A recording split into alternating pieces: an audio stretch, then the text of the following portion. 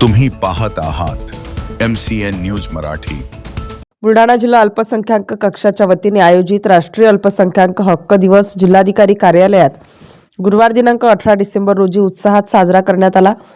जिल्हा नियोजन समितीच्या सभागृहात आयोजित कार्यक्रमाच्या अध्यक्षस्थानी अप्पर जिल्हाधिकारी सुधीर खांदे हे होते। यावेळी जिल्हा अल्पसंख्याक अधिकारी राहुल पवार, प्राध्यापक SP Hiwade, Jitendra Jain, advocate Wasim Qureshi, father Rajinikanth Sonawane, Irfanullah Khan, Arvind Jaitpal, Sanjay Jadhav, Qazi Raisuddin, विविध विभागाचे अधिकारी, शिक्षक, विद्यार्थी उपस्थित होते। तसेच नगर परिषद उर्दू शाळेतील विद्यार्थिनींच्या उत्कृष्ट भाषण व गीतगायनाने या कार्यक्रमाची सुरुवात करण्यात आली। यावेळी अप्पर जिल्हाधिकारी सुधीर खांदे यांच्या हस्ते शालेय भाषण व गीतगायन स्पर्धेतील विजेत्या विद्यार्थिनींना पारितोषिक व प्रमाणपत्र देऊन गौरविण्यात आलं।